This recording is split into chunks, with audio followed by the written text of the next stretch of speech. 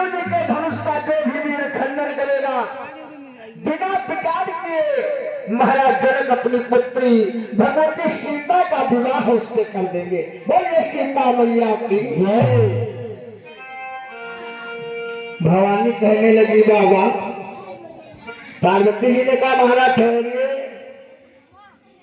बड़ा तगड़ा रावण के बारे में तो कहा गया है हमारे में नहीं होता तो तगड़ा कि सप्तद्वीप नौखंड प्रचंडा,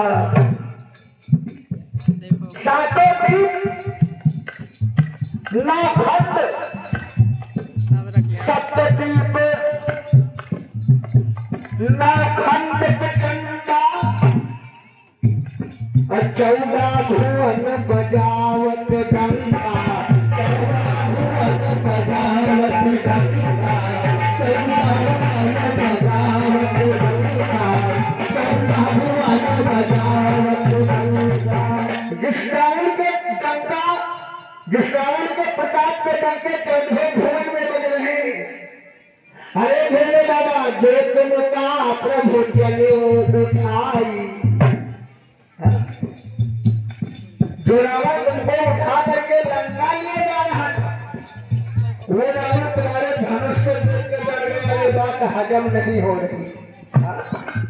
जो तुम का प्रभु चले उठाई, लखपीनाथ क्यों गयन दिलाई, लखपीनाथ क्यों गयन दिलाई, लखपीनाथ क्यों गयन दिलाई, लखपीनाथ क्यों गयन दिलाई, लखपीनाथ क्यों गयन दिलाई।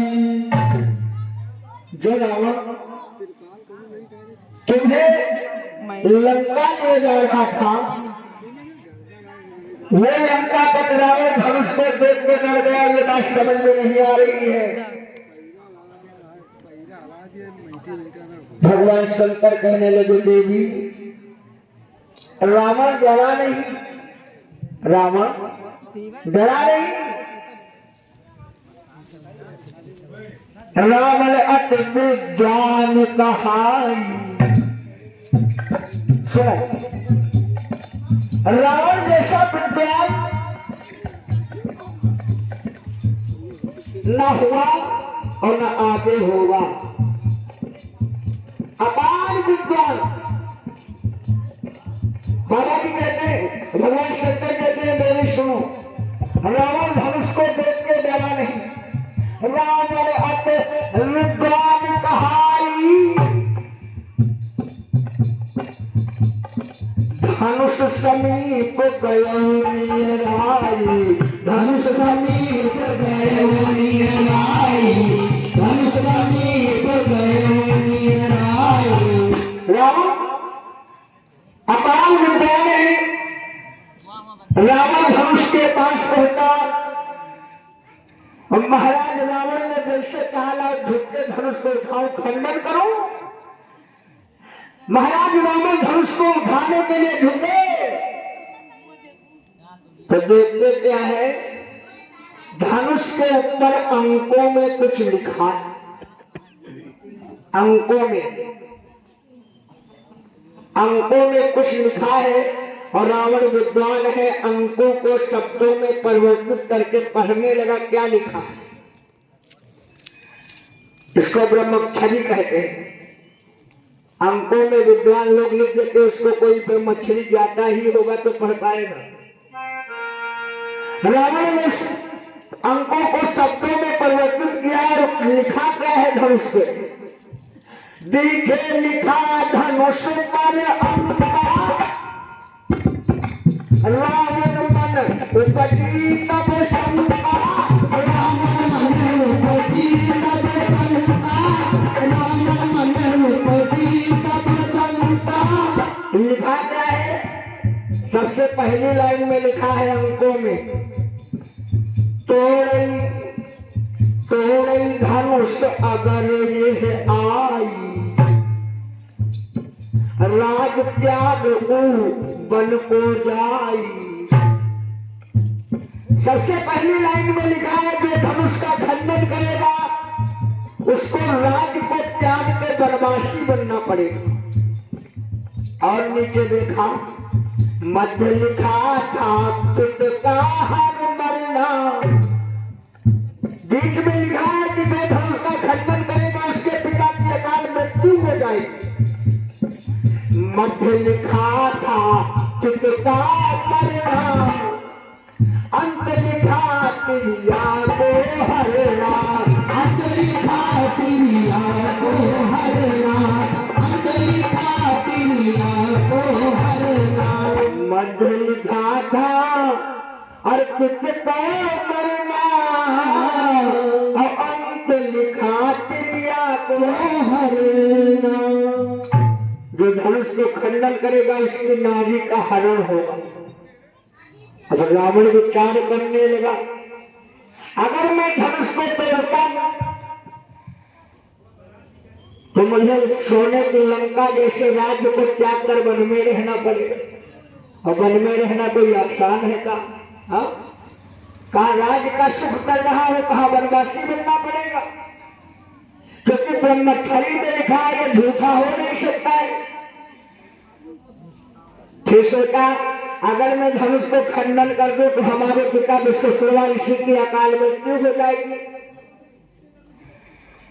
फिर विचार किया अगर मैं धनुष को खंडन कर दूं तो जिस सीता के लिए इतना झमेला करूंगा उसका हरण हो जाएगा। रावण ने विचार किया कि धनुष तोड़ना ठीक नहीं है। अब ये निश्चित है कि सीता का हरण होगा। यह लखपत लंका का ना पार चला जा रहा है। रावण सोचते हुए कि सोचत रावण मन मह जाई, हम सीता का नाम चुराई। हम सीता का नाम चुराई, हम सीता का नाम चुराई।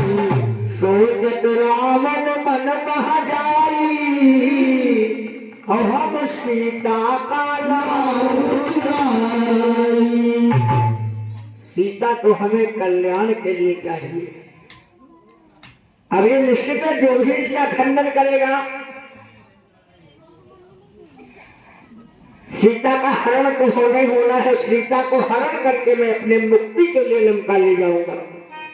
इसीलिए बाबा जी ने लिखा है कि रावण बाण छुआ नहीं जाता, हारे सकल खूब कर दाता।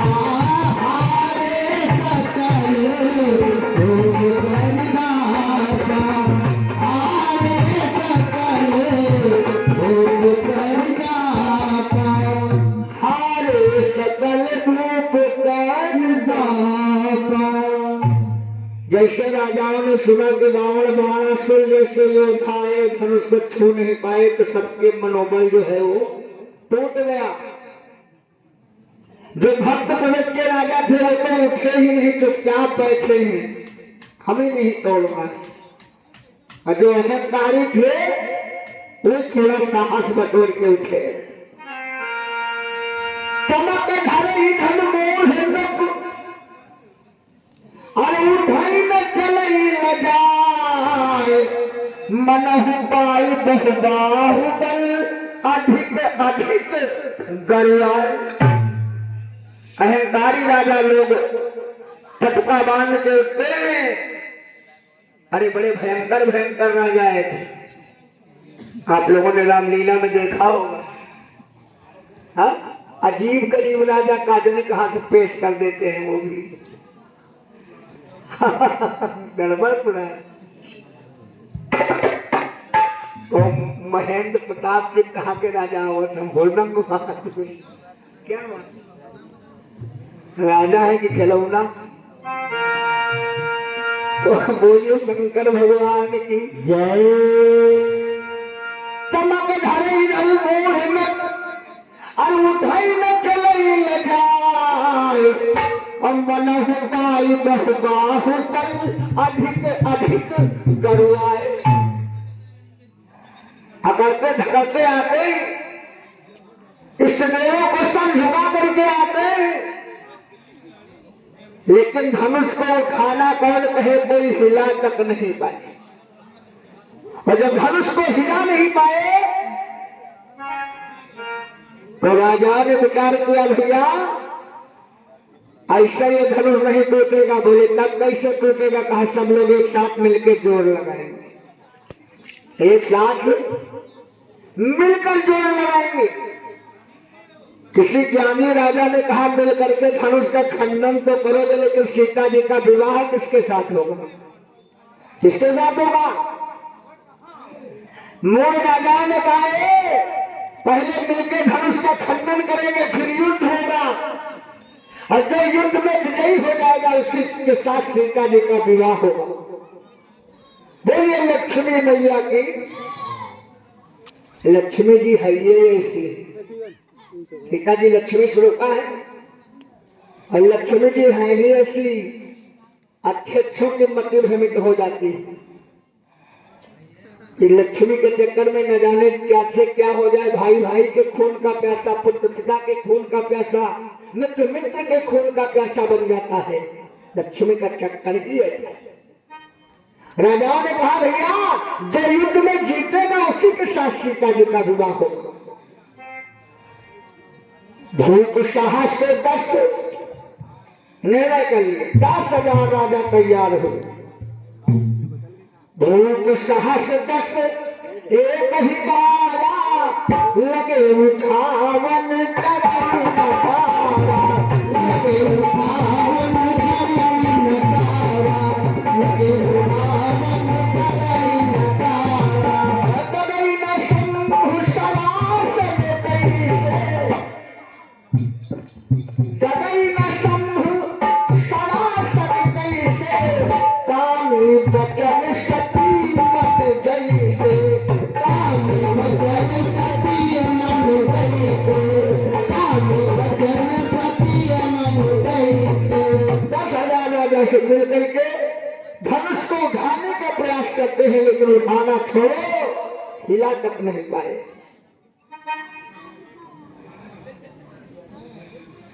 और ये 51 मतलब भैया इंद्र प्रसाद जी कुलवासा आपको इससे भगवत ग्रंथ समर्पित है। परमात्मा कल्याण करते रहे, भंडार करते रहे, मनोकामना पूर्ण करते रहे, अपने उससे कोट आशीर्वाद साधुवाद धन्यवाद। पार्वती जी ने कहा स्वामी 10,000 राजा एक साथ लग गए, कितना भारी था धनुष। भवानी ने पूछा भगवान शंकर से कि कितना भारी था धनुष कि मैं देखूं ना। ये अचरज की बात है, सो सब कहूं सुनाए। स्वामी कितना बड़ा वो धनुष था कि 10,000 राजा एक साथ मिलकर धनुष को उठाने का प्रयास करते हैं।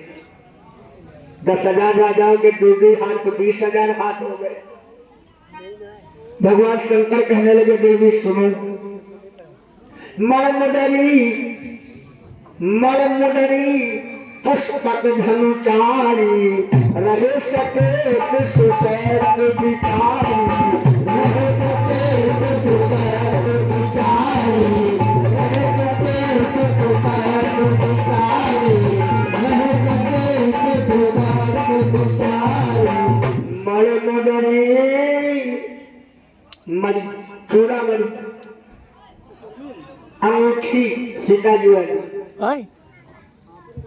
पुष्पक विमान, कर लो यहाँ धनुष, एक बनावत रहो बस हमारी तो ठीक। ये सब सचेत है। इनमें जीव इस पिनाक में जीव था और जीव ही घट बढ़ जाए, और जस जस धसते जाए सब यही विधि के समान। धनुष में जीव था। जीव कैसे था सुनिएगा। चलो वीडियो बनाओ। सतयुग प्राण अष्ट के माही, आराम से। सतयुग प्राण अष्ट के माही। सतयुग में प्राण का निवास हड्डी में था। सतयुग प्राण अस्त के राही और त्रेता रक्त ही माहि समाही। त्रेतारक माहि समाई, त्रेतारक माहि समाई। सतयुग में जीव हड्डियों में बसा करता था। ये परिवर्तन हुआ जब त्रेता युग आया तो जीव हड्डी से निकलकर खून में बसने लगा। फिर युग बदला द्वापर मांस कीन स्थान। द्वापर में जीव का वास मांस में हो गया। द्वापर मांस कीन स्थान। कलयुग अत्रि शास्त्र बताना। कलयुग अस्थि शास्त्र बताना, कलयुग अस्थि शास्त्र बताना। कलयुग में अंतरियों में जीव का निवास है। सुशंकर जी अपने ऐसा में, त्रेता में खून में, द्वापर में मांस में, और कलयुग में अंतरियों में जीव का वास है। और सतयुग की ये कथा है। नैन सतयुग की ये कथा पुरानी। जीव अष्ट महाशास्त्र बखानी। जीव अष्ट महाशास्त्र बखानी, जीव अष्ट महाशास्त्र बखानी। सतयुग की है तो हड्डियों में जीव था। नैन तीर्थ दधीच रहाई। निमसान धाम में एक महात्मा थे जिनका नाम था दधीच। नैन तीर्थ दधीच रहाई। सती सुन बचा नारी सुहाई। सती सुवर चानार सुहाई, सती सुवर चानार सुहाई। महात्मा दधीच की पत्नी का नाम है सुरता और है पिपलाद।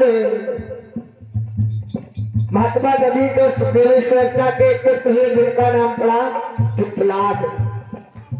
है पिपलाद पुत्र जिन तेरे सोई स्कंध पुराण है।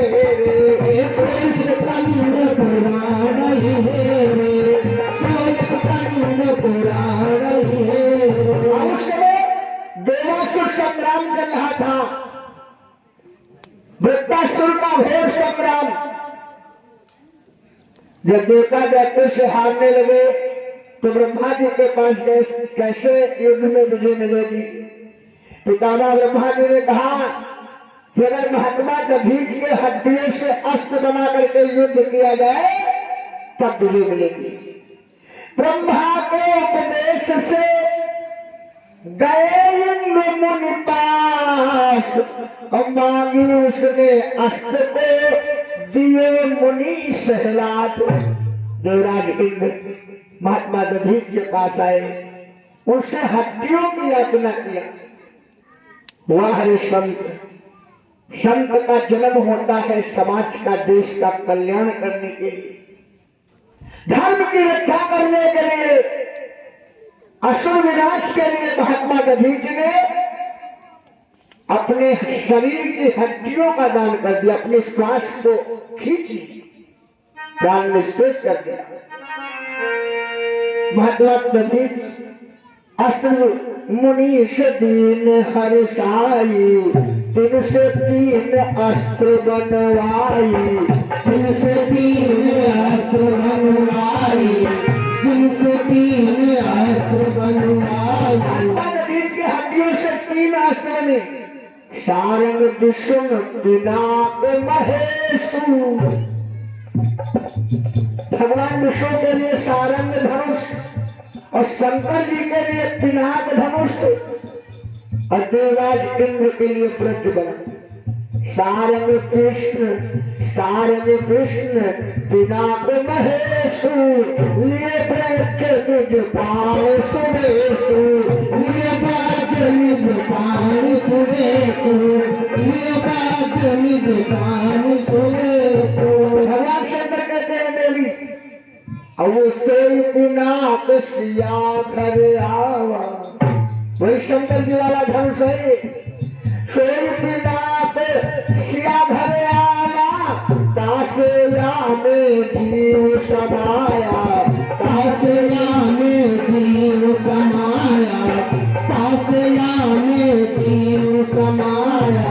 और जीव होने के कारण जैसे जैसे राजा अगर हाथ लगाते हैं धनुष बढ़ता घटता रहता है।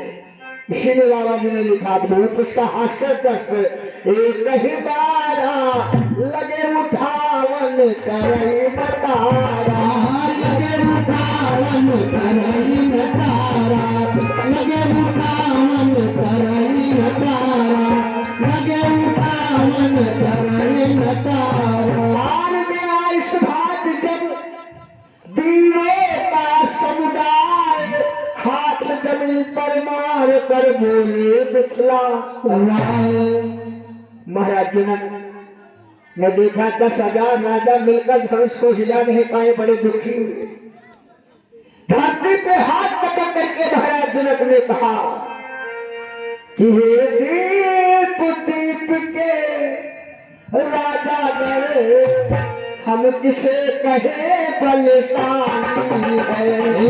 दीप दीप के राजा गण, हम किसे कहे बलशाली है। दीप दीप के राजा गण, हम किसे कहे बलशाली है। हे दीप दीप के राजा गए, हम किसे कहे बलशाली है।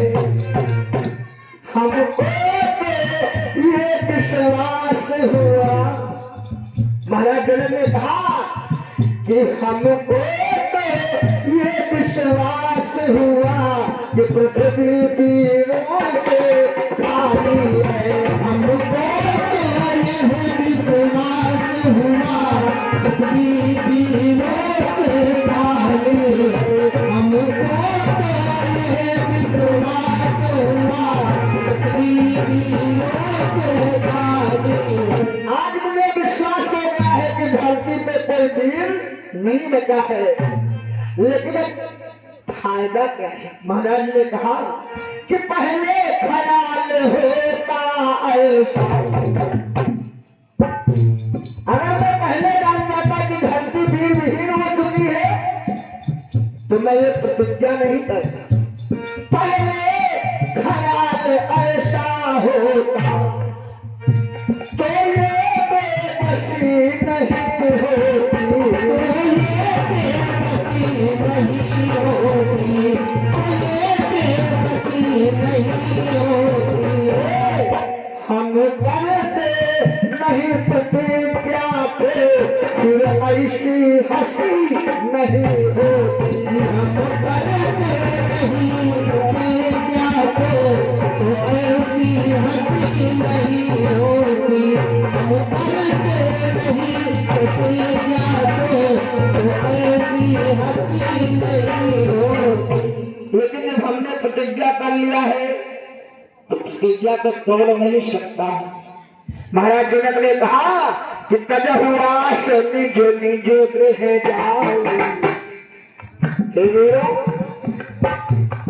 सीता विवाह की आशा लेकर के आए थे, अपनी आशा त्याग कर अपने अपने घर को प्रस्थान कीजिए। तजहुआस निज निज गृह जाओ।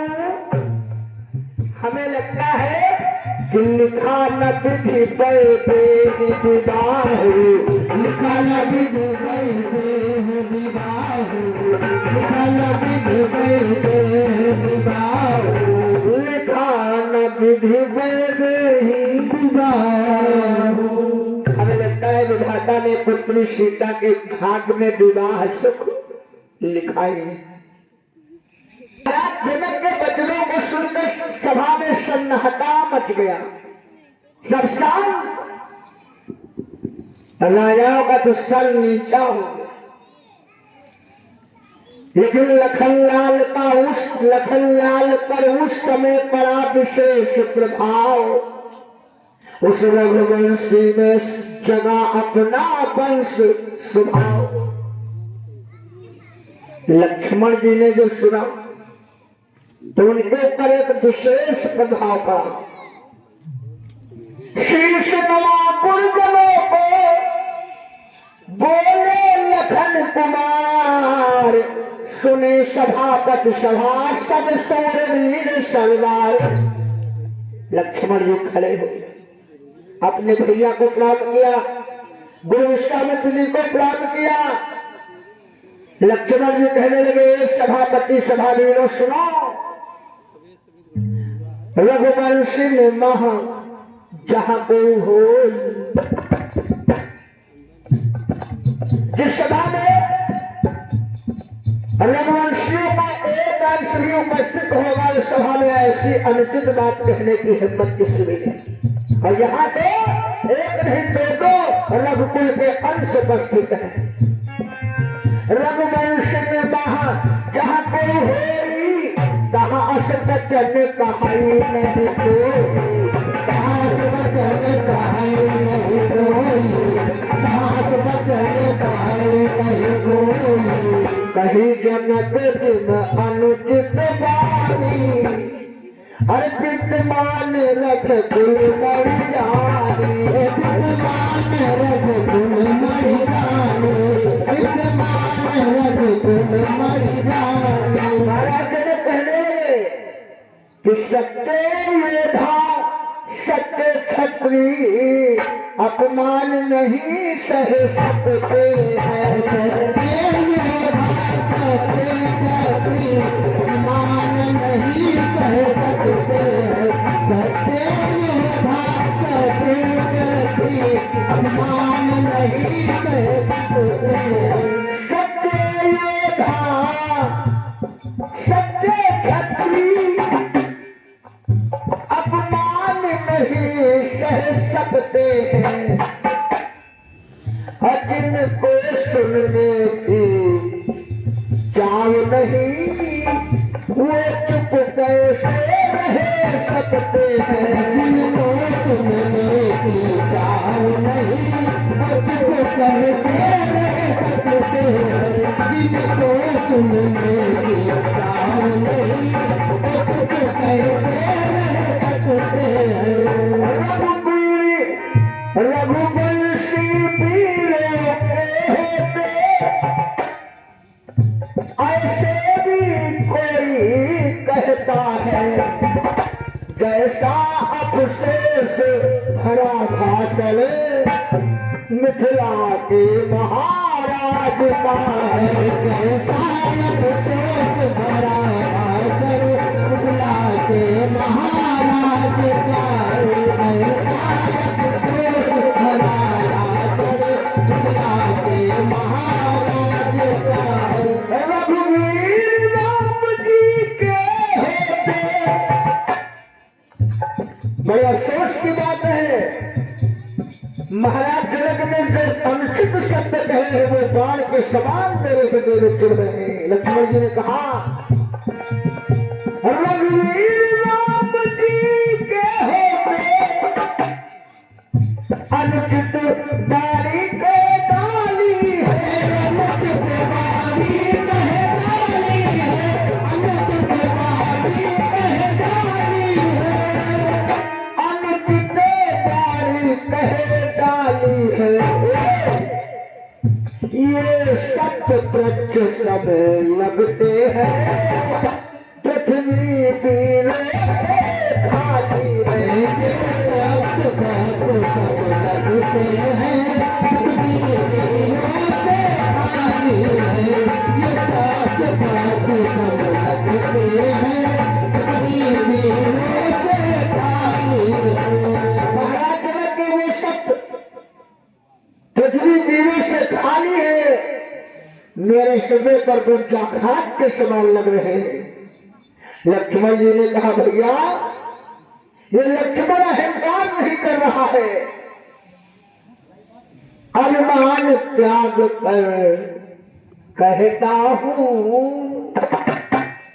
अभिमान को त्याग कर लक्ष्मण कह रहा है, अभिमान त्याग कर कहता हूँ कि आदेश तुम्हारा पाऊं मैं। अभिमान त्याग कर कहता हूँ आदेश